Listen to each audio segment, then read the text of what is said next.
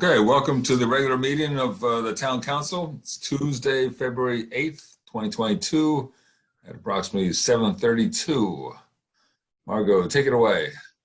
I, Margot GK, the Town Clerk of the Town of Morristown, do hereby state that it is 7:32 p.m. on Tuesday, February 8th, 2022, and that this regular meeting is being held remotely via webinar. Both adequate and electronic notice of this meeting were provided according to law by written notice to the Morristown Daily Record, the official newspaper of the Town of Morristown, and to the Newark Star Ledger, both more than 48 hours ago. Notice was also posted in Town Hall and on the town website and filed with the office of the Town Clerk of the Town of Morristown. I do further state that I shall enter into the minutes of this meeting the statement that such notice was furnished as particularly described by me in this public announcement. I'll take a roll call. Councilwoman Cotton is excused this evening. We are expecting Councilwoman Foster shortly. Councilman Iannacone? Here.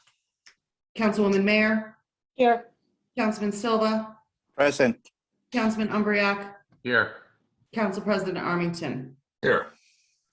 Mr. President, you have a quorum. Great. Well, we will move into a moment of silence. I'd like to keep the family of John Prockhauser, who lost his mother, in our prayers.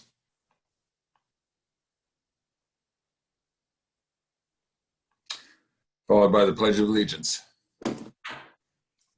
I pledge allegiance to the flag of the United States of America, and to the and republic, to the republic for which it which stands, stands one one nation, under God, under God, indivisible, with liberty and justice for all. Okay, before we get started, please be aware that public comment during the public hearing portions of this meeting will be moderated through the Zoom app. At the appropriate time, members of the public wishing to speak should indicate so by raising his or her hand in the app. You'll find the raise your hand icon at the bottom left side of your screen. You may also raise your hand by pressing *9 on your phone. When it is your turn, the moderator will send a signal through the app and ask that you unmute yourself so that you may be heard. To unmute yourself on the phone, press *6.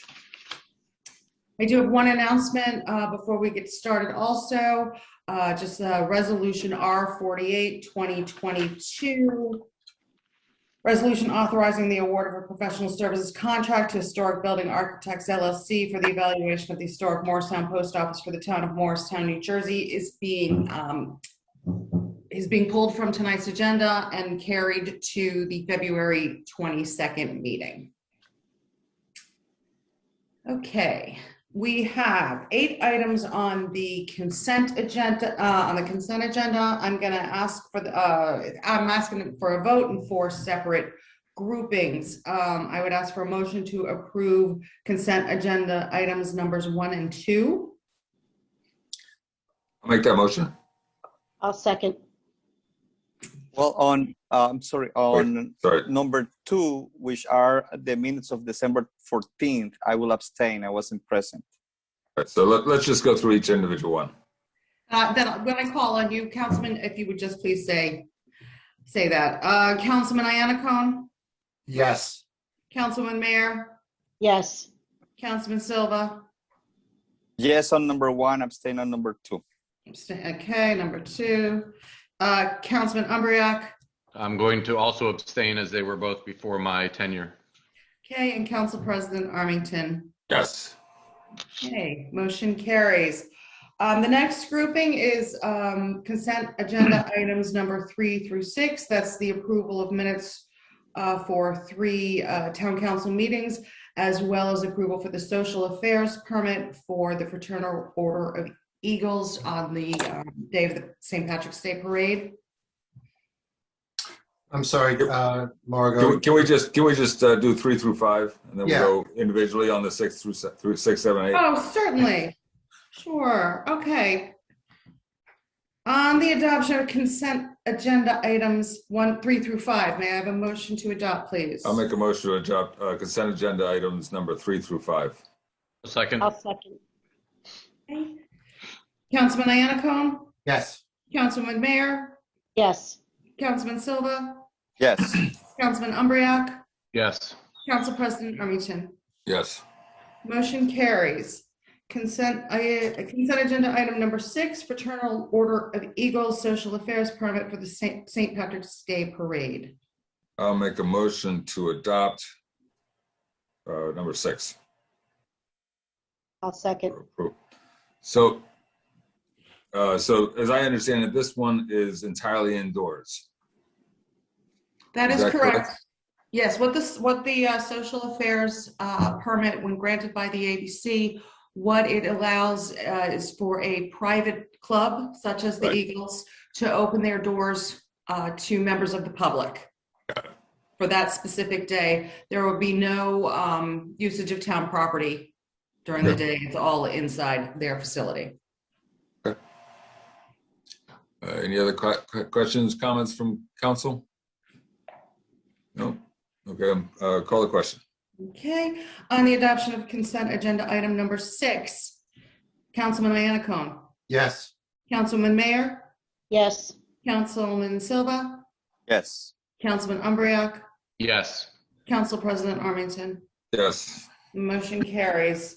Item number 7 is an application by 1776 by David Burke. They are seeking approval for extended license on their premises for the St. Patrick's Day Parade, which does include their private patio area, as well as a request to Jillian to go around to the other side of their building. I'll make a motion to approve consent agenda number 7. I'll second. I'll second.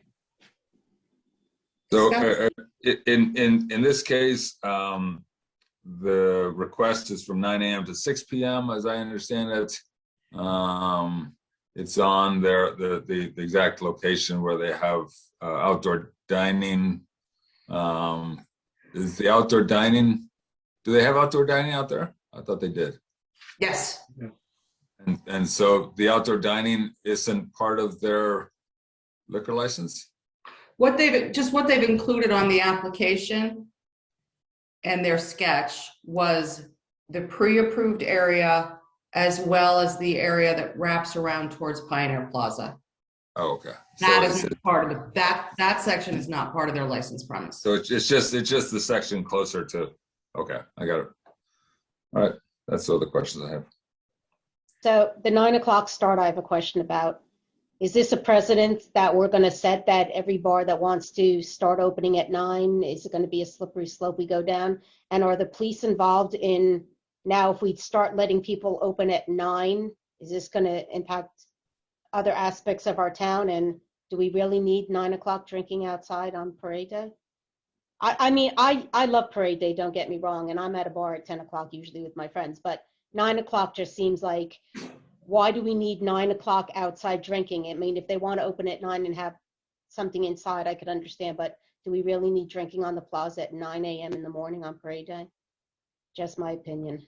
So I guess the question for our town attorney, the existing liquor licenses, or maybe Margot knows, existing liquor licenses authorize any licensed premises between, well, I know the tail end is 2 a.m. I thought it was like 7 a.m. or something like that. What's the, so it's 7 a.m. is the start time for all liquor licenses. Most don't choose to do that, though. I guess interior wise, you can sell, if they're open for breakfast, you can get your groove on at 7 a.m. Okay. If you're inside, you can get your groove on. Right. They're asking for Well, so in this case, the exterior locations, and correct me if I'm wrong, Margot, the exterior location in front on the Speedwell Avenue side, which is part of their licensed establishment, they can serve at 7 a.m. Though they're saying, but the area around the corner, closer, farther away from the public area, well, farther from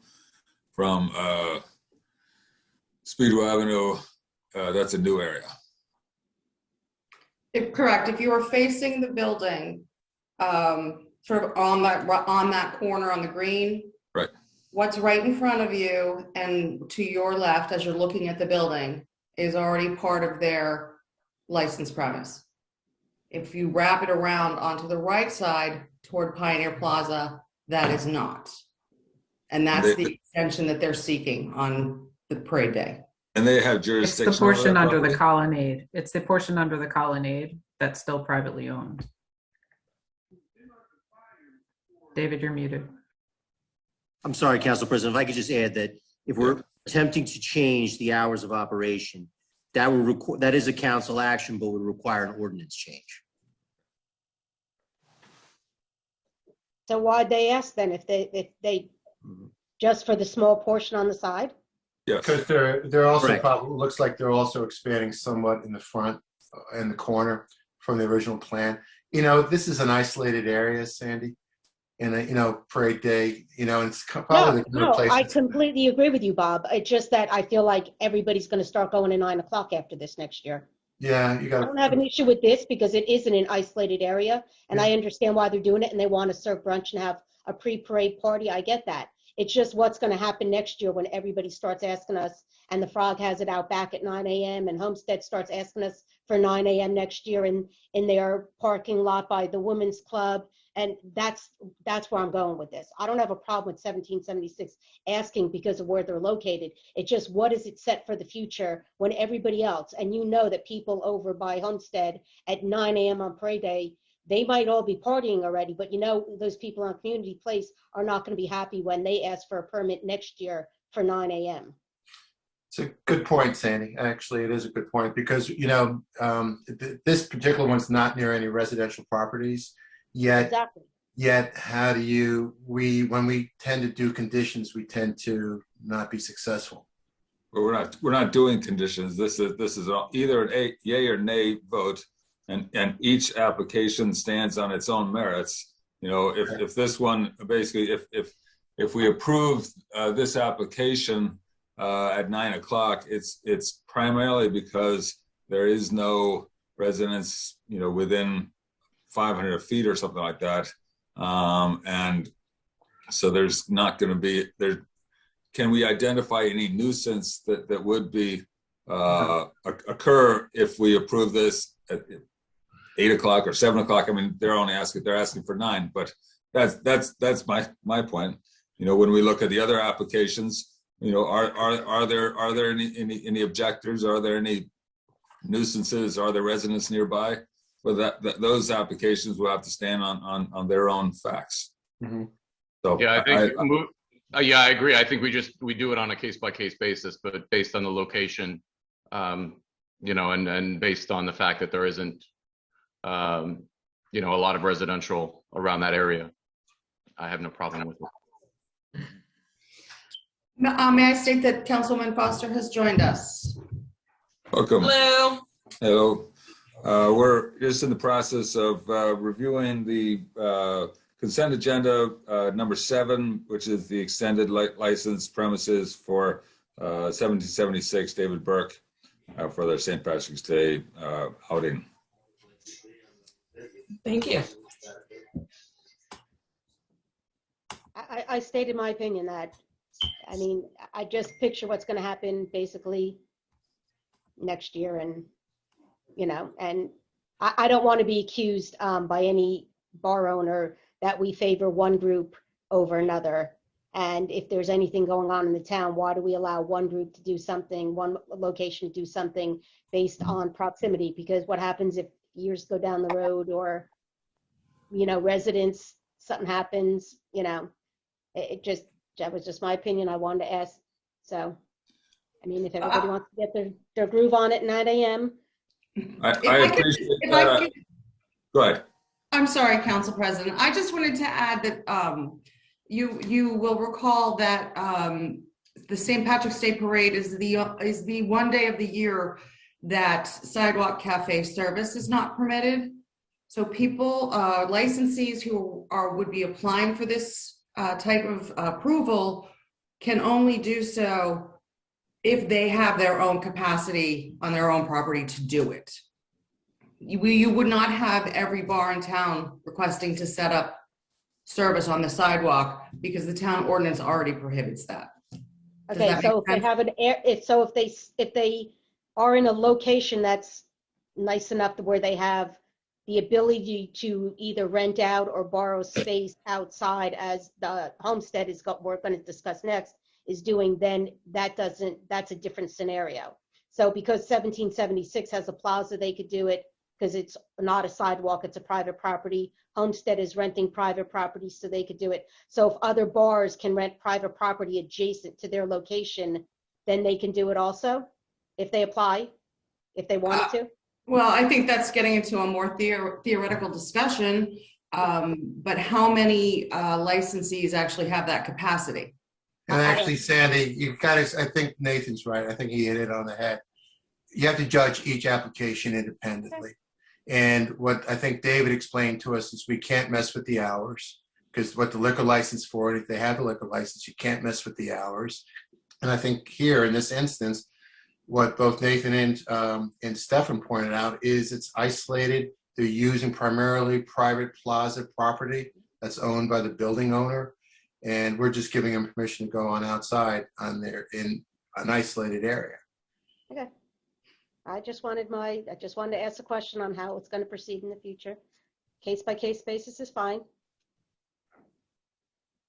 If there are no further questions or comments, call the vote. On the adoption of consent agenda item number 7, Councilwoman Foster, I'm going to abstain. Councilman Iannacone, Yes. Councilwoman Mayer, No. Okay. Councilman Silva, Yes. Councilman Umbriac, Yes. Council President Armington. Yes. Motion carries. The last item is consent agenda item number 8. It is a similar request put in by the Homestead. As you saw in your packet, they wish to extend back into is it the Women's Club parking lot? I'll make a motion to adopt the consent agenda number 8. Stefan, can we open to the public? We have a couple of members on. That's a question for Margot. Margo, can we open to the public on consent items? That is not normally done, no, sir. All right, so for the record, go ahead. Okay. No, just Let's just give us. Is there a second to the action? I'll second it. So I believe there are a number of residents who have asked to participate or to comment on this. I suspect that they are. Bob, do you know if they are from the residential area? They are. This is not a similar application. As was represented, is not a similar application. This is property. Would you characterize, just to close the public part of it until afterwards? Would you characterize their comments as supportive or opposing? They're opposing the application. This is the residents that live in the Georgetown condominiums adjacent to the Women's Club. These are residents who bought properties and live in properties next to a women's club, not to an extension of a bar. And in this instance, there's a history here where this property was once used as a bar unofficially. If you remember, I believe the town actually shut it down. And it's a disturbance to the residents that immediately are adjacent to the Women's Club. They're leasing the property for the day from the Women's Club, specifically just to operate this large, I don't know what you want to call it, beer garden with multiple outdoor bars in it. And it's a disruption to the neighbors. Council President, can I make a suggestion? Yes. If there is public comment on this matter that you would like to hear, you can withdraw this motion at this time and then reintroduce it during the meeting if you'd like to do so after public comment. I'd make a motion to withdraw my motion to support and add it to the regular business. Can we add it to the first before the ordinance for introduction, or is that a resolution? It can be added at any point in the meeting. You can add it. You can certainly reintroduce it at any point you see fit. Okay, so we would just add it at the start of regular business. Do I get a second on that? I'll second I'll it. second. Okay.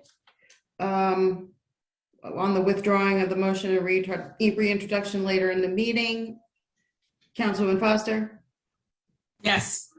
Councilman Iannacone, Yes. Councilwoman Mayer, Yes. Councilman Silva, Yes. Councilman Umbreak, Yes. Council President Armington. Yes. Motion carries. At this time, I'll open the floor for a public comment on any matter. By clarification, Stefan, are we dealing with this separate from the public comment period? No, this is part of the, there's no special public comment period for this action. It's part of the regular public hearing. So they should speak up now. Yes. Okay, raise your hand, please. There are several members of the public that have their hands raised, Okay. council members. The first one's name is Mr. Morristown. If you would please state your name and address for the record, unmute yourself and then state your name and address for the record, please. Hi, Giuseppe Montefinesse, 40 Market Street, Morristown. Go ahead. Mr. Mark. Hi, I'm sorry, can you guys hear me well? Yes, we can. Go ahead, Giuseppe. Yeah, no, I'm sorry. Were the 7 and 8 approved? I was confused by 7 and 8, 6 and 7 were approved. 8 is being pushed off until after the public hearing. Yeah, so I think, if 7 is approved, I think I'm a long-term resident, taxpayer of Morristown, the community. I love it here. And I think I can speak for a lot of people when we say that things have been not normal over the last couple of years, given, COVID and what have you. And I think, I think these permits and licenses are, not only beneficial for people that live here and get to feel somewhat quote unquote normal, but I think economically speaking, it's also, beneficial for the city and for everyone involved. So, I understand that things may be, this may set a precedence, but I think everything should be evaluated on, situationally and on a yearly basis, if maybe. But I think, I speak for a lot of people here in the community, and we're frequent goers of all these restaurants and small businesses in town. And I think it'll be, I see no downside with approving, either of these motions on the ballot today. Thank you for hearing me out. Thank you, sir.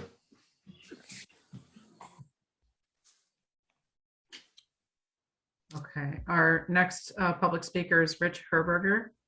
If you would please unmute yourself and state your name and address to the record, please. Hi, this is Rich Herberger. I live at 21 Community Place in Morristown. Go ahead, Mr. Herberger. Okay. Thank you. I really have a series of questions that I hope in your discussion of item number 8, you'll address over time. But I don't understand why a bar with a capacity of 200 plus people needs to extend itself onto a third-party premise, in this case, the Women's Club parking lot. Furthermore, the Tashmoo license was bridged to the Homestead Bar. And I'm wondering whether this isn't a bridge too far at this point. Some of you may remember, in fact, you referenced it already, that Tashmoo's beer garden foray into the Women's Club parking lot in June of 2020. And it was a disaster, not only from a COVID super spreader event, but the noise was incredible. It could be heard a block away. And I don't understand why the residents of Community Place should have to endure this again. And I just add, finally, is this how you reward bad behavior? By letting them do it again? Thank you. Thank you, Mr. Herberger. Thank you. The next public speaker is Kristen Ace. Kristen, if you would unmute yourself and state your name and address for the record, please. Yeah, hi, everybody. I'm Kristen Ace. I live at 24 Franklin Street, and I'm calling in as the chair of the Shade Tree Commission. I just want to say thank you for having the master plan on the agenda. The commission has received a ton of inquiries about what's going on. And so we're excited that it's back in the forefront of the town's mind. I know there's a lot going on. And I also want to say from the commission, thank you so much for all the work that's already been done on the master plan. You know, there's a lot of meetings that happened. So we're ready and willing to help you guys move it to the next step whenever you guys are ready. So thanks a lot. Thank you, Kristen. Okay, the next public speaker is Matt Majorisi. I apologize if I mispronounced your last name. If you would please state your name and address for the record. That's quite all right, Margot. Thank you. My name is Matt Majorossi. I live at 25 Community Place, neighbors with the Herbergers. And good evening, Mr. Mayor and Town Council members. I would just like to, first of all, support the application for Mr. Burke's request over at 1776 building, based on the fact that that's his own property. The Kashmu or the homestead application is not their property. They're property. They're expanding their reach to a neighbor. And that neighbor just happens to be directly next door to my neighbor, Rich Herberger, and within, 50 feet of all of the other residents at Georgetown. As Rich duly noted, the beer garden was allowed to be permitted during the COVID. And I believe that was one of the reasons why that application was originally permitted, because of the COVID. Where hopefully through the COVID, I don't believe that it is at all advisable or beneficial to any of the Georgetown residents for the homestead application to be approved. Thank you for your time, and I appreciate it. Thank you, Mr. Majorossi. Major Rossi, thank you, Stephanie. Thank you. Okay, the next public speaker is Paula Zimin. Paula, if you would unmute yourself and state your name and address for the record, please. Great. Hi, everybody. My name is Paula Zimin. I live at 19 Gallagher Road. I am calling to express my support of the Burnham Park Master Plan. I'm also on the Shade Tree Commission with Kristen, and I'm also active with the Burnham Park Association. And I think it's great to see that this is moving forward, and I'd like to see the plan prioritized once again. So thank you very much for hearing me out. Thank you, Paula. Okay, the next public speaker is Dr. Lynn Siebert. Dr. Siebert, please unmute yourself and state your name and address to the record. Yes, Dr. Lynn Siebert, 178 Hillcrest Avenue. And I just want to thank you all. It's good to see everybody staying healthy, I hope. And I am just wanting to voice the thanks. I'm here as president of the Burnham Park Association to say thank you for all of the work that has been done, especially the drainage work that was done by Anthony DeVizio's team in the park, and certainly the new efforts to help with the addling and goose control, which I understand are certainly happening as well. And we are very appreciative of that. We are very supportive, as Paula and Kristen have already said, of seeing the master plan for the park move forward.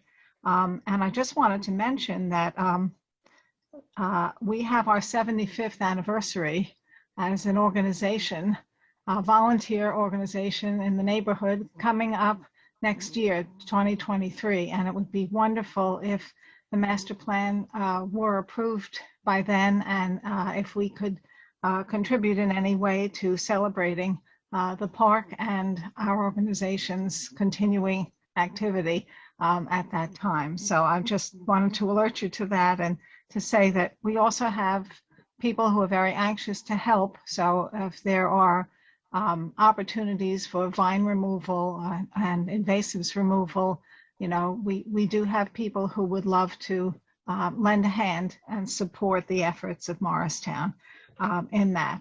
And I hope too that the plan will include some ongoing treatment of those 3 very large ash trees when it comes through. But I just wanted to say we're very gratified to see it appear on your agenda tonight. And I just wanted to let you know that our whole group, which includes both Morristown and Morris Township people, are very enthusiastic about seeing this move forward. So thank you so much. Thank you, Ms. Siebert. The next public speaker is Jennifer Jones. Ms. Jones, if you would unmute yourself and state your name and address to the record, please.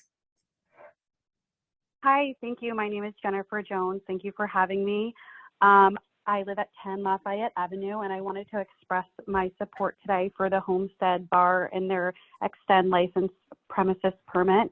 I think the past 2 years, a lot of businesses have suffered greatly due to COVID, as well as the parade being canceled for the past 2 years.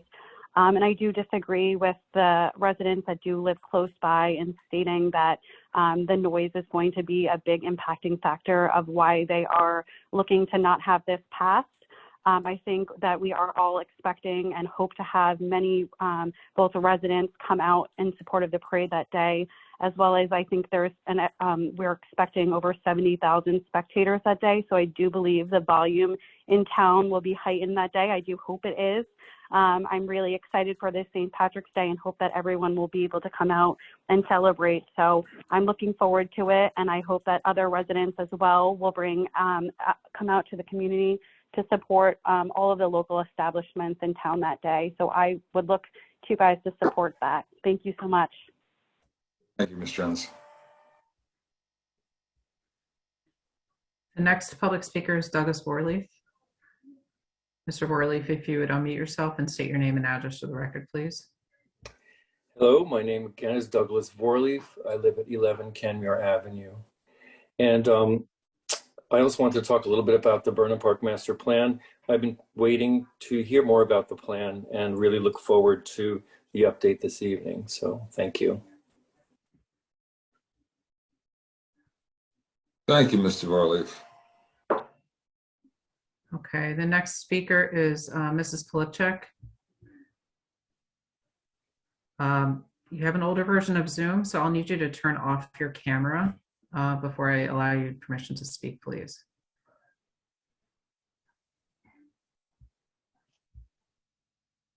Okay. Hi. All right. Please unmute yourself. Can you hear me now? Sorry. Perfect. Yes. Hi, my name is Siglinda Polipchuk. I live at 106 Early Street. I am also here in support of the Burnham Park Master Plan. I'm in that park multiple times a week with my children.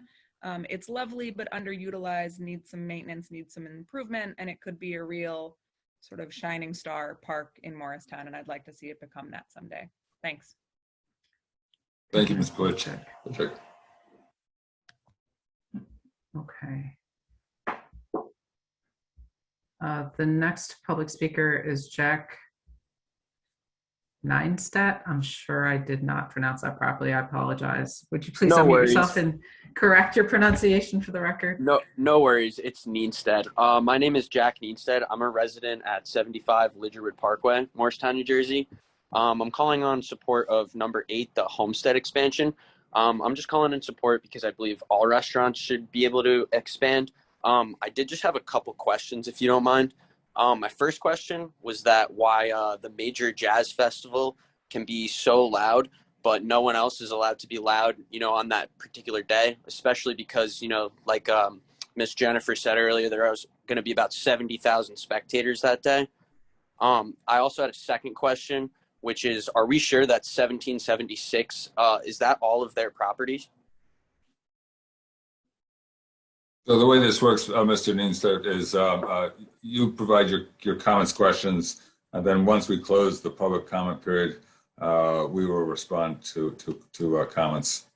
Oh, okay. All right. I just had one more to add, if that's all right with you guys. Sure. I was just like to pose a hypothetical of Century 21 possibly becoming apartments sometime in the near future. Are they also going to kind of follow that same guidelines and kind of get the hate that everyone else is getting in terms of these loud noise complaints? And that's it. Thank you. Thank you, Mr. Neenstead. Okay, the next public speaker is William Dugan. If you'd please unmute yourself and state your name and address for the record, please. Yes, hello, everybody. My name is Bill Duggan. I'm the Grand Knight at the Knights of Columbus in Morristown. Hope all is well, and it's my first opportunity here to speak. So, hello, everybody, and I'm proud that we're back in Morristown trying to promote a parade that's well overdue, and really appreciate everybody's attention to this. You know, our tenant below and then on Homestead has suffered quite a bit during the pandemic, as has many of the establishments within Morristown.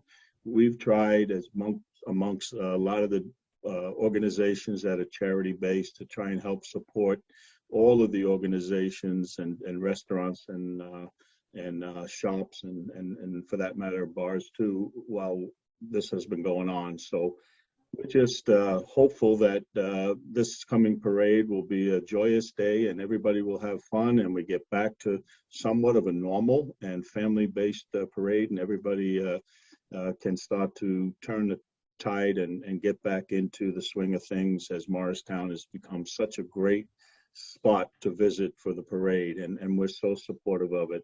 But we're also supportive of others that are looking to increase their ability to earn what they've lost over the last number of years. And I would hope that we can consider it, despite I know it's going to be noisy and I know it's going to be loud in the community. But if the group could just consider that many of these companies and establishments have lost a lot of money over the years. Thank you. Thank you, Mr. Duggan.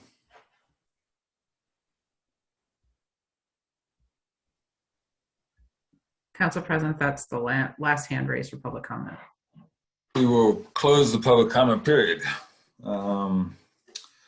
Let's start off on a bright note, and hopefully, Jillian, can you or Mr. Mayor, can you provide an update on the Burnham Park master plan?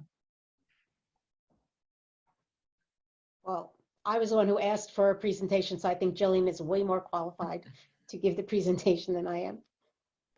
I thought I asked Jillian. Yeah, go ahead, Jillian. I don't think I hope you're not expecting a full presentation because you're not going to get it. That's not. No, just an update for, Just an update on when we plan on doing a third public meeting is really all. Okay, just so before Jillian speaks, just I want everybody to understand that the Burnham Park Association, Shade Tree Commission, Environmental Commission, and any other agency, council, and bodies that are involved in the Burnham Park master plan, the meetings that we had will also be at every meeting when we come out with the updated draft as we move forward when the weather breaks a little bit nicer. And I think that's just wanted to rest assured that all different parties will be involved in it, so nobody's going to be excluded. Jillian? Yeah, so we have been working diligently on updating the draft master plan. We received the latest draft recently. We plan on going through the draft and then circling back with our stakeholder groups and then having a the next public meeting sometime in the spring. The council members, of course, will be part of that stakeholder process before it goes out to the public. Once we're closer to finalizing the final draft, then we'll put out a more definitive timeline. But we do anticipate having that or at least next public meeting in the spring when the weather's nice. Jillian, just one question: is the intent of the follow-up public meeting, is that to present the master plan, or is the intent to get more information before the finalization of the master plan? So we will present the draft to the stakeholder groups. Okay. And then once the draft is, we get feedback from the stakeholder groups, the draft will be finalized and then presented to the public. Okay, great. Thank you. All right. Any comments? Any comments on the homestead? Or why don't we at this point? Why don't we move? Let's. Where am I? Sorry, I'm confused. Let's hold comments until we get to that activity. So, any comments on any other public comments not related to the homestead, as we will address that once we start the regular business. That makes sense, David? Okay. Sounds like no. So let's move into the mayor's proclamations and presentations. All right, I'll do the proclamation first, Council President, but I just do want to make a comment. Obviously, I'm not going to comment on your work that you have to do with the homestead, but for the 2 residents that predicted 70,000 people in our downtown for the parade, if that happens, I think we'll be larger than Savannah, Georgia. That is, we don't usually get 70,000. I know it's been tough canceling in the last 2 years, especially as an Irish mayor, but because of COVID, we had to. And this year, we're looking forward to it. 70,000, though, if that happens, Morristown is going to be a booming day, and I look forward to hosting 70,000 people. So the little bit of luck of the Irish and that good thought from those 2 residents, hope we have a great day that day. So I'm going to read into the proclamation to the record on Black History Month. The origin of Black History Month began in 1915, half a century after the 13th Amendment abolishing slavery in the United States, and to coincide with the birthdays of Abraham Lincoln and Frederick Douglass, and grew out of Negro History Week. Was the creation of noted historian Carter G. Woodson and other prominent African Americans. With the civil rights movement and a growing awareness of Black identity, Black History Month, or National African American History Month, evolved into an annual celebration of achievements by Black Americans, and a time for recognizing the central role of African Americans in the United States history. These accomplishments are even more remarkable as they have won at great cost and with much struggle and sacrifice by men and women in chains and servitude. The contribution of the African Americans from all walks of life and their endeavors to learn and thrive throughout history and make unforgettable marks in our nation as artists, scientists, educators, business leaders, influential thinkers, members of the faith community, athletes, political and governmental leaders reflects the greatness of the United States. Whereas remaining hopeful and confident about the path ahead and a time to acknowledge the courageous fight for the rights, liberties, and freedoms for all Americans, Morristown observes and honors Black History Month. Now, therefore, I, Timothy P. Doherty, Mayor of the town of Morristown, do hereby proclaim February 2022 as Black History Month in the town of Morristown, and ask that the Morristown community join me in recognizing the tremendous contributions made by African Americans and encourage all residents to honor Black Americans' history and culture. Thank you. Thank you, Mayor. That will be at the town hall if anybody wants to come, pick it up, see it. I just got a couple of things to go over, Council President. I want to thank Councilwoman Sandy Mayer and Councilman Umbriack, Nathan Umbriack, for attending the grand opening of one of our new businesses, Blow Dry Bar at 89D Morris Street. I guess if I wanted to go out one night and I wanted to blow dry my hair, I guess that's where I'd go, right, Councilwoman? You always look fine. Thank you. They provide blowout hair and makeup services, no cuts, no color, just wash, blow, and go. And we wish them great success in Morristown.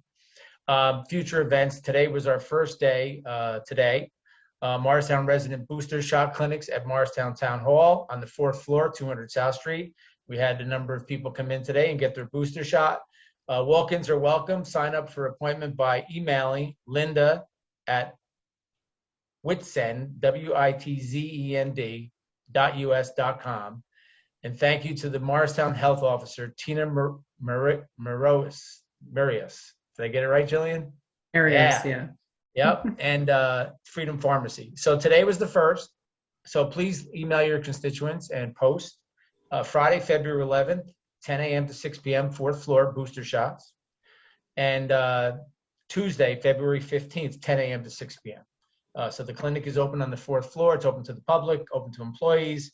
So please get the message out as we're hopefully turning the complete corner on Omicron, that we get completely protected and continue on the path of reopening everything we need to do. Saturday, February 12th, from 10 to noon, Community Options Cupid Chase 5K.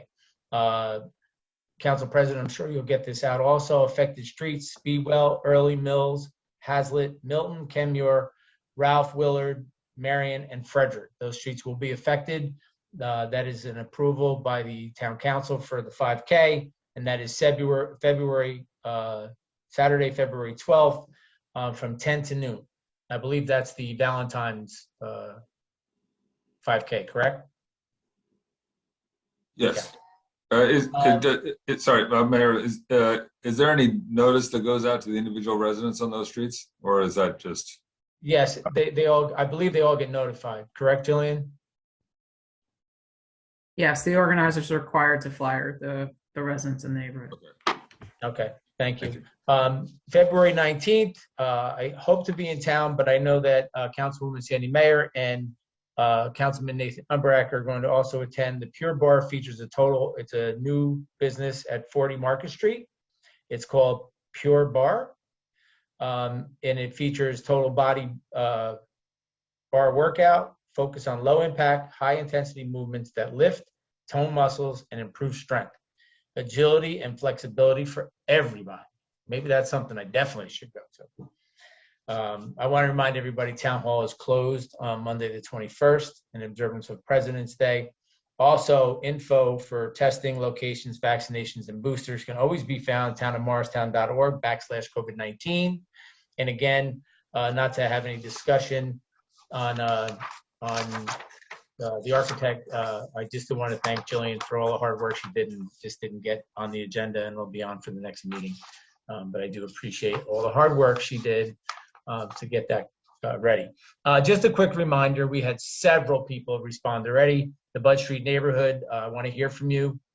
So please, you all emailed a survey, get them back. We've got a number of responses. You have to the 18th of February. And there's a couple of questions, easy to fill out. Just send it back as soon as you can. Other than that, and it's all you email it online, all that stuff. So they all have that. It's been all mailed to everyone. And I believe that is it, Council President. Thank you, Mayor. All right, moving on to council liaison reports. I'll go. I'll report on the Parking Authority. I want to thank the Parking Authority for their continued support during snow events and providing free parking to the residents of Morristown on that last snowstorm. Just to get a report, there was 38 known cars that parked there. Now, keeping in mind that a lot of cars come and go when the gates are up, so it's not a final count, but at least 38 cars participated, and it was about $1,000 worth of parking that was given to the town, so the streets can be cleared. So anybody who parks on the street or just wants to get their cars off the roads during snowstorms, please utilize the free parking that the Parking Authority provides to all the residents of Morristown. And it's always announced by the mayor and on our website and on Facebook anytime, though I will say, I'm hoping we're done with snow. That's just my personal thing. That's it. Haven't been skiing yet. I'm sorry. Anyway, go ahead. I just meant in Morristown. No more snow in Morristown. How's that? I'd like to give an update from the Environmental Commission. So as I mentioned in a previous meeting, May 4th is the beginning of the plastic bag ban throughout New Jersey. This new law will supersede and preempt any municipal and county rules. In collaboration with the partnership, educational flyers will be posted. Research is currently being done for the procurement of acceptable reusable bags. From a food and safety and practicality perspective, produce, flowers, meats, and bakery items will still have plastic bags. The Environmental Commission will continue to stay connected with New Jersey Clean Communities and ANJEC, and will share any updates. Thanks. Thank you. MHA, the next meeting will be February 28th. However, as I reported at the last meeting, the MHA hired 2 Morristown residents, Makiba Barnes for Social Services Coordinator and Maria Marrero as Program Assistant. Through their efforts, MHA plans to utilize various resources provided by local government, private entities, and non-for-profit organizations to assist residents to make quality of life improvements. They will be working with Maynahan Village residents, high-rise residents, and coordinating activities and programs at the Marion Sally Rec Center. Makiba and Maria went around all the units over the past 2 days and gave an introduction notice to the residents. They will be connecting residents to service providers with agencies, local agencies for assistance in various things. For example, home health care and certain regular social activities in the community rooms, such as bingo, arts and crafts, movie nights, and so on.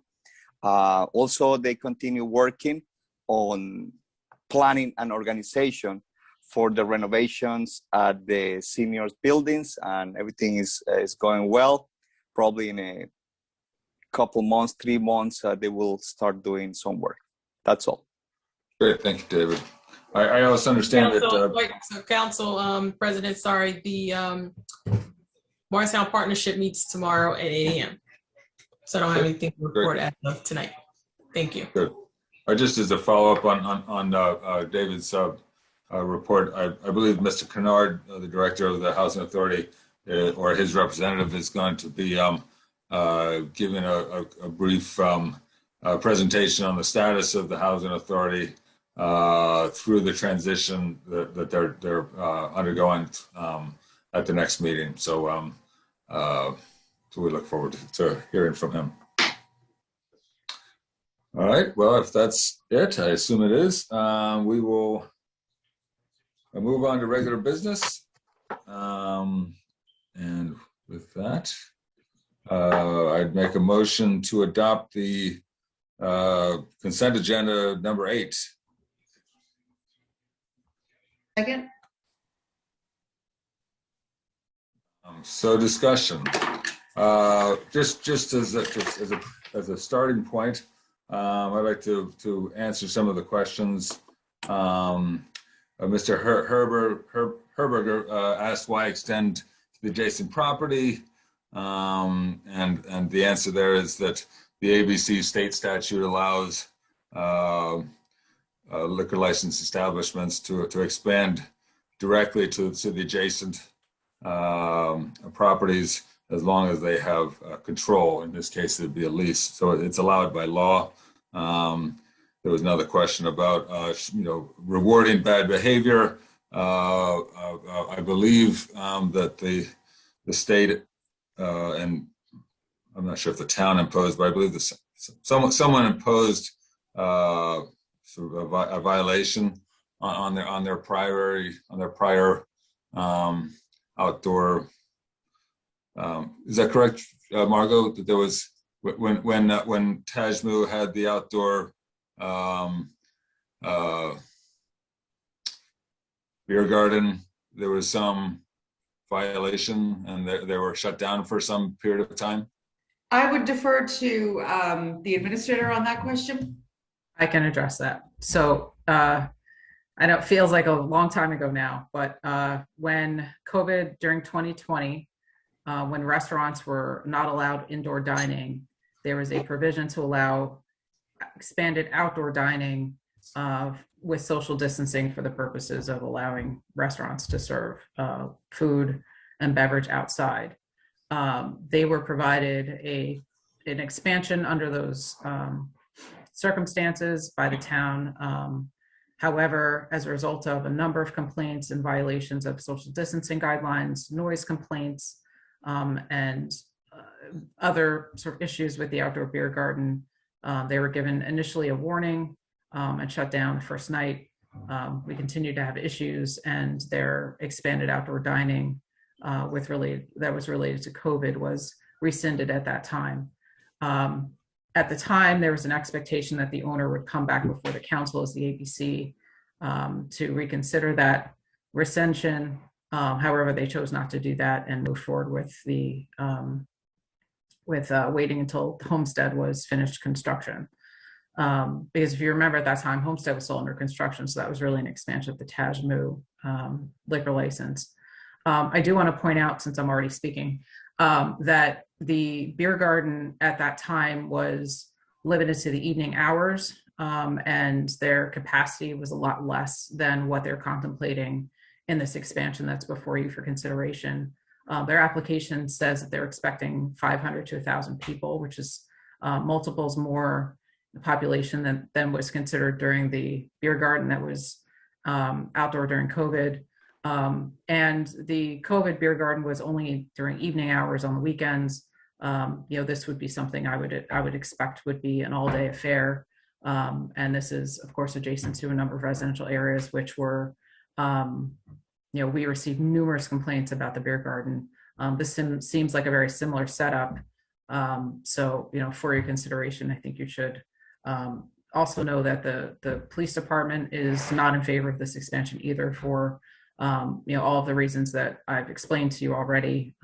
There's a lot of people in a closed area, the noise complaints that would result from the adjacent area. So that's really for your consideration and information.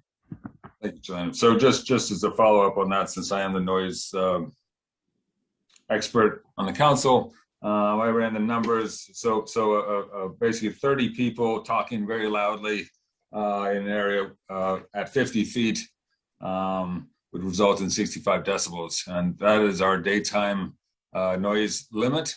So basically, if they're talking, 60, anything over 30 people would result in a violation of the noise ordinance up until 10 o'clock, and then it would be more like 10 people, because the noise ordinance then the criteria then goes down to 50 decibels after 10 p.m. So 500 to 1,000 people would be a violation, a clear violation by all means. So because of that, there's no way, unless everyone is just whispering, which is not reasonable, that there would be no noise violation. And I am not in favor of supporting an application that will result in a noise violation, and it makes no sense to basically be there at the time when they exceed 30 people, and the noise exceeds the criteria, and we shut them down. That makes no sense whatsoever. So for that reason, I am not in favor of the application. So just for the record, the adjacent apartments are at the property line. So there's a fence separating the two. There is no space. The property is 100 feet deep, and the closest residence is 5 feet away. Stefan, can I ask a question? Sure. So you're on the planning board, you're our liaison. When somebody mentioned like 200 people can fit in Homestead, I believe it's well over that. So do you remember when Homestead applied, how many people can fit capacity if they take their tables out on a day like this? It's well over 200, right? I don't recall the conversation. I do know that capacity is a factor of the exit capacity, the width of the doors and stuff like that. When they came before the planning board and when they came before the ABC, I believe a maximum capacity was established, and I believe per the 2017 zoning law changes that addressed liquor license establishments, the maximum capacity had Council to be established. President, I need to interrupt you so you don't get misinformation. Jillian, can you give them the construction officials capacity and the legal stuff, they can't pull tables out. Could you please Yes. update the council? The capacity at Homestead is 459 people. The planning board approval does not allow them to move tables or chairs. And I will remind everybody, back when this was before the planning board and actually came before the council for some others, big concern was the size of this operation. And there was a tremendous amount of public concern at that time because of the size. And at that time, there was representations to the extent that they were going to be a good neighbor, that the noise would not be intensified. We had taken the garage doors that were originally on the side of the building. Those were removed. This property has a long history. I joined, thank you, Jillian. I think your factual description of the situation here was very accurate and very helpful. Thank you, Stefan, with your interpretation.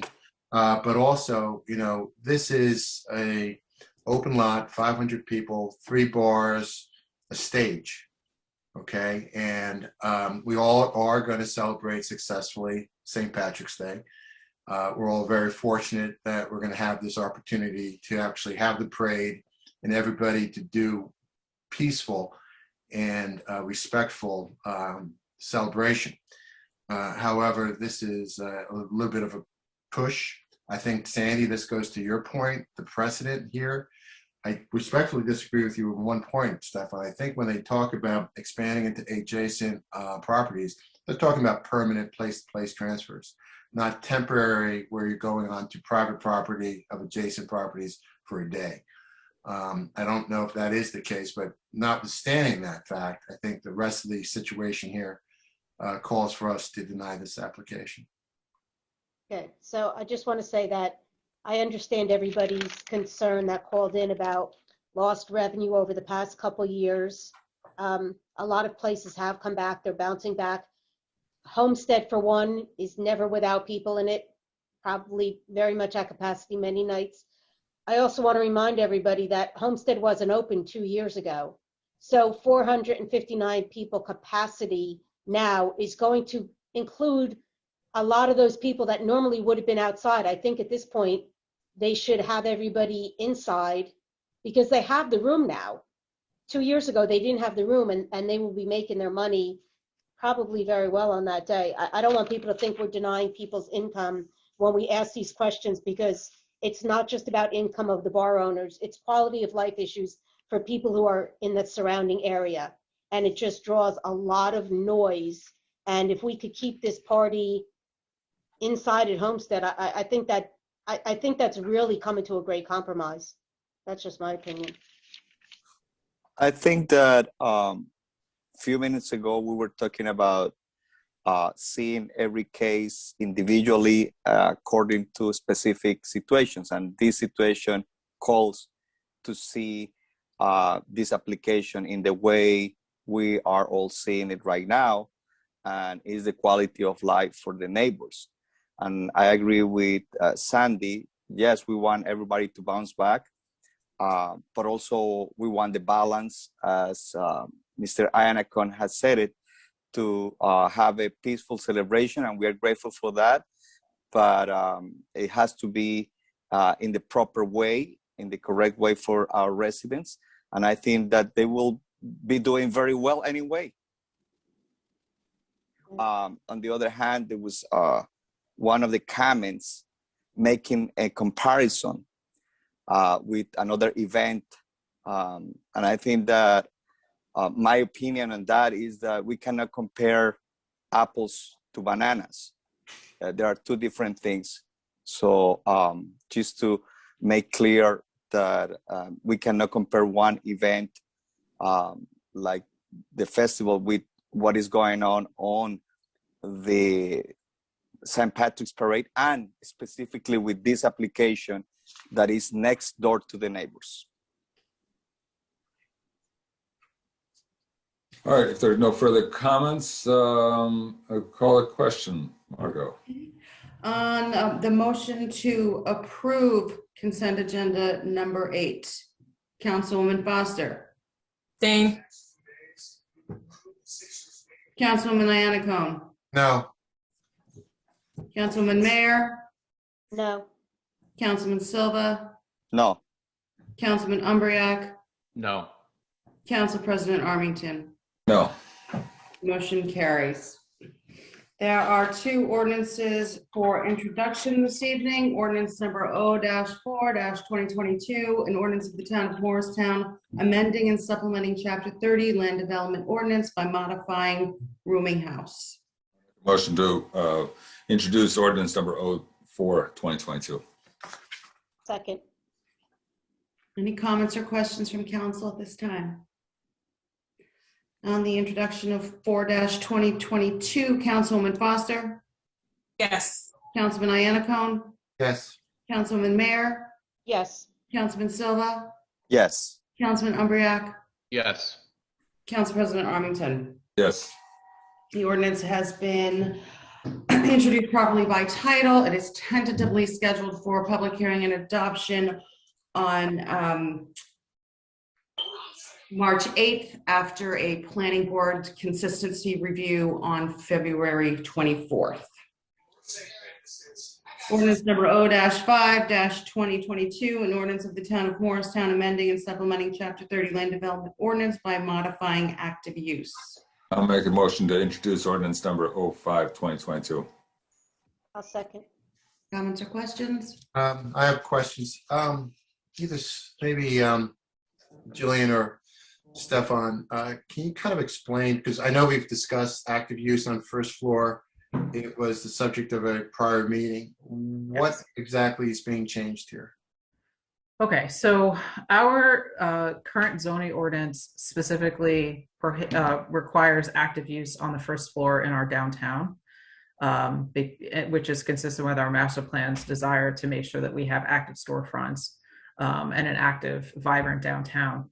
Our ordinance as it's written has a couple of nuances that were included that have been used recently by some businesses to almost as a loophole that allow a non-active business on a storefront, which is not consistent with the intent of the ordinance. So the revision before you tonight would essentially close those loopholes to ensure that the businesses that are in our downtown are in fact active storefronts and consistent with the intent of the master plan. Great. Thank you, Jillian.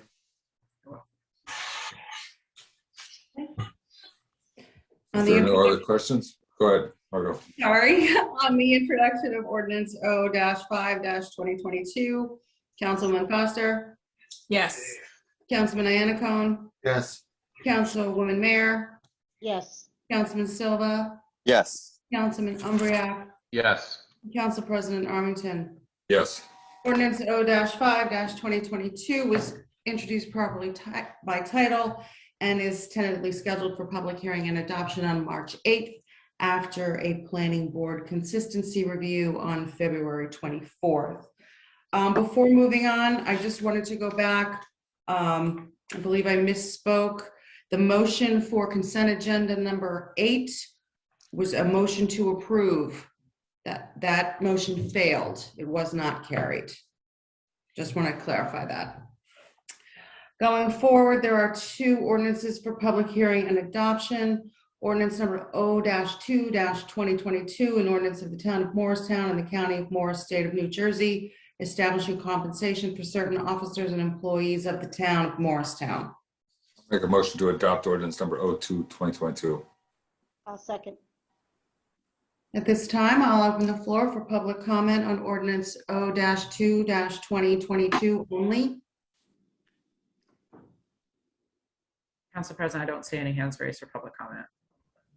Public hearing? Okay, we'll close the public hearing. Any comments or questions from council? On the adoption of ordinance O-2-2022, Councilman Foster, Yes. Councilman Iannacone, Yes. Councilman Mayor, Yes. Councilman Silva, Yes. Councilman Umbriak, Yes. Council President Armington. Yes. Ordinance 2-2022 is adopted. Council Ordinance- President, Yes. may I interrupt for 1 second? Sure. I just want to recognize Ms. Barrick on a very, very difficult job that she has on top of the finances in this community. 200 plus employees and negotiating very, very difficult contracts. She was at it for a long time, and I want to thank her publicly for putting together a very good contract, a fair contract for both the PBA and for the community. I just want to thank her for her expertise and her hard work, many hours working on this with our Labor Council. Thank you. I just want to do it publicly. Thank you, Jillian. Thank you, Mayor, and thank you, Jillian. Okay. Ordinance number O-3-2022, ordinance revising Chapter 7 Traffic, Section 7-17, residential permit parking by amending subsection 7-17.6, Schedule of Streets of the Code of the Town of Morristown. I'll make a motion to adopt ordinance number O-3-2022. Second. At this time, I'll open up the floor for public comment on ordinance O-3-2022 only. Council President, I don't see any hands raised for public comment. We'll close the public comment period. Close the public hearing. Thank you. Any comments or questions from council? Just there was one question from one of the members of one of the streets.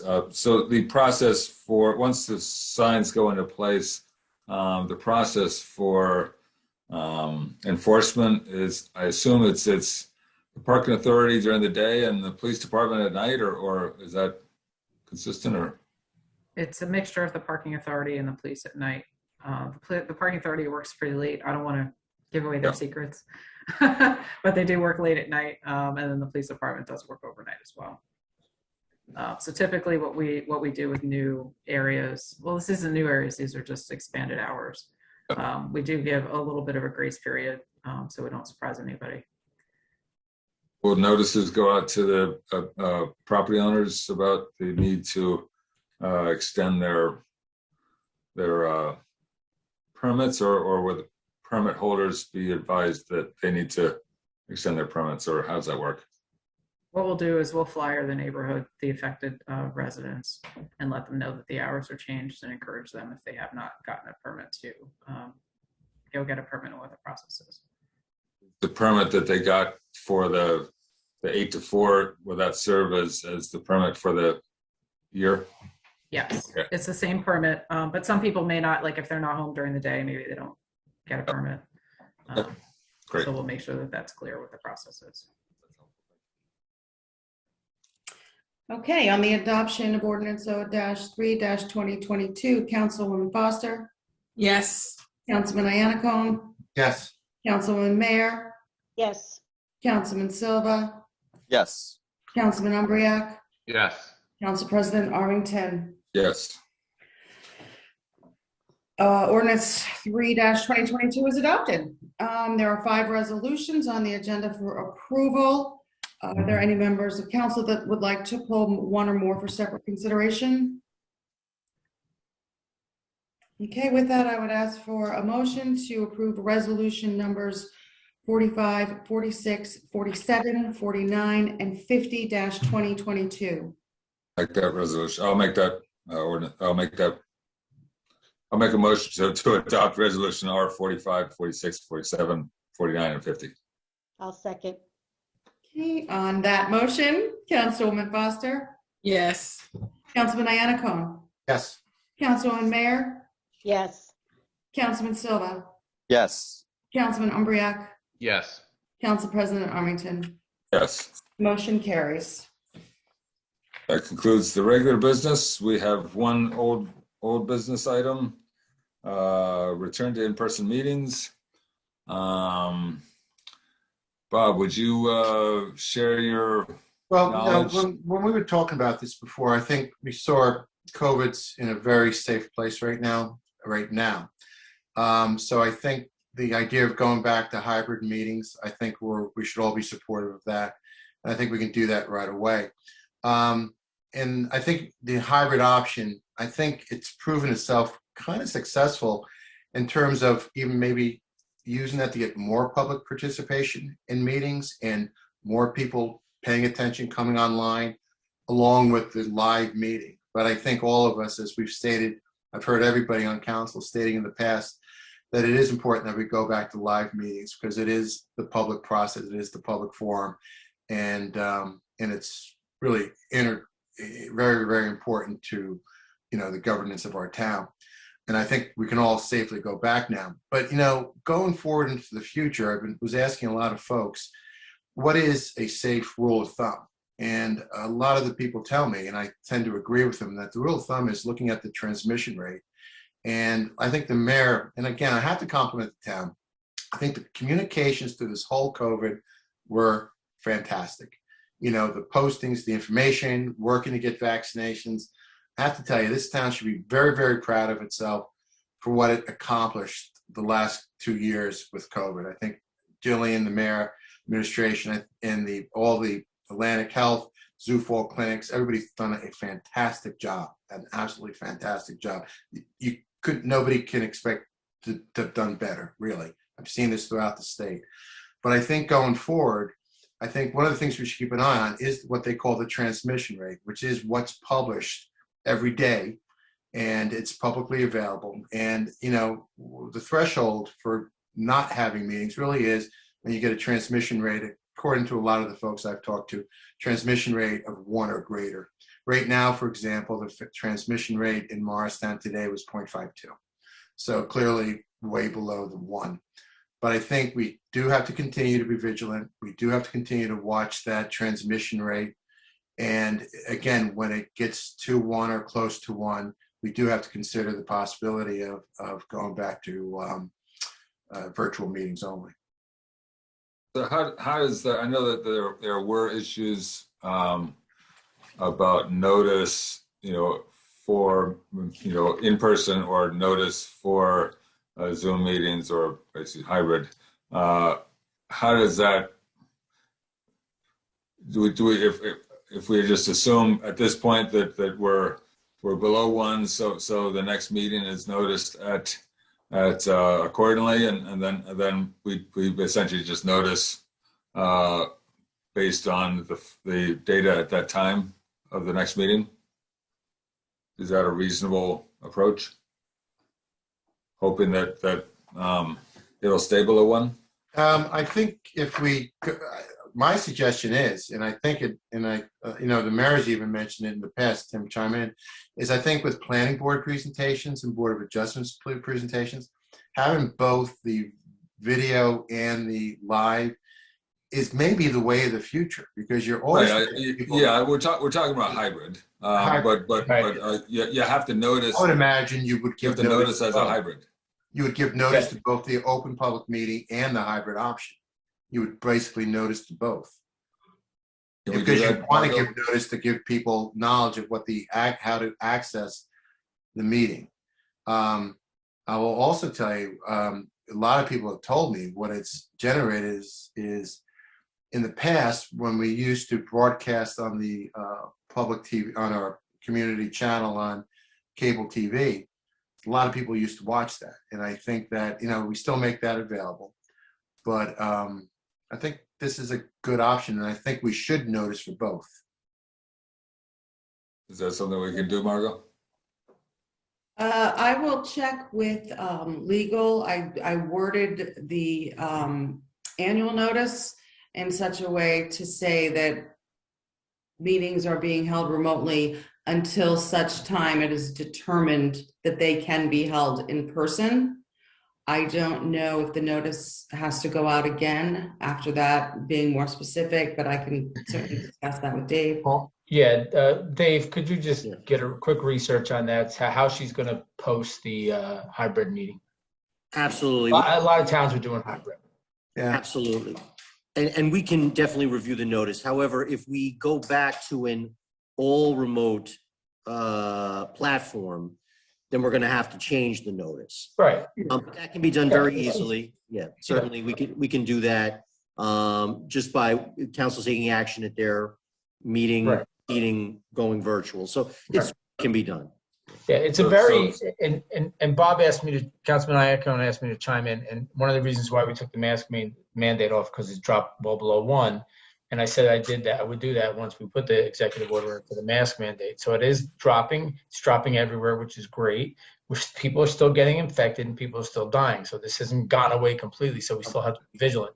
However, if we see it creep up or a new variant comes in, you see it start to creep up 6, 7, 8, 9. Bob's right on the front lines with this stuff. He sees it all the time. Once it hits 1, you go back to virtual because it then becomes more contagious. So it's a new world we're living in. And we just have to adapt to it. I think Murphy said it, Governor Murphy said it two Saturdays ago. We have to learn how we're going to live with COVID. Can I ask, I was just asked by the Shade Tree Chair, since the Shade Tree Liaison's not here. What about commissions? Are they allowed to go back live, or do they have to be, because they're not set up in room 201 for B hybrid, so can they go back live? Or and do they have to notice that ahead of time, since it hasn't been noticed that they'd be live? Some meetings. We'll discuss that with the town attorney, and then we'll get back to the different commissions.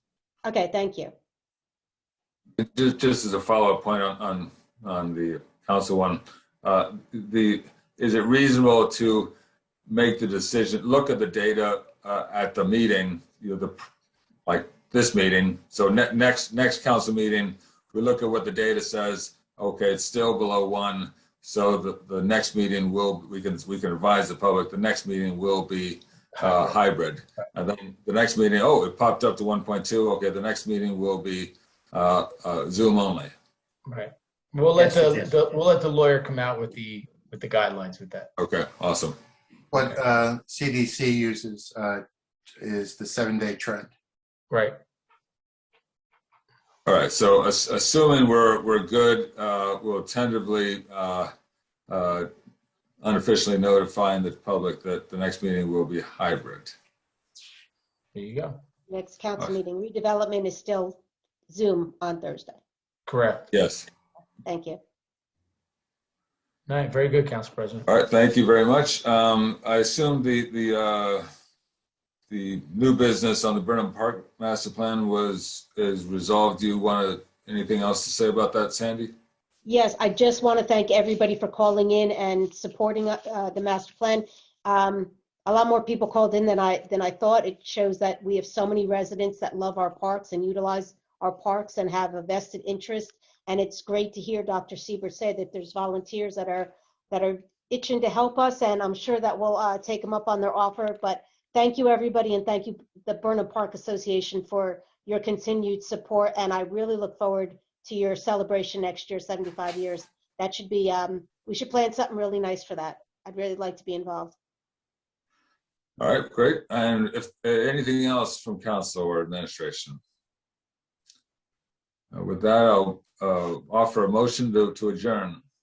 I'll second. All in favor? Aye. Aye. Opposed? Meeting adjourned. Good night, all. Good night, all. Good night, everyone. All right, thank you.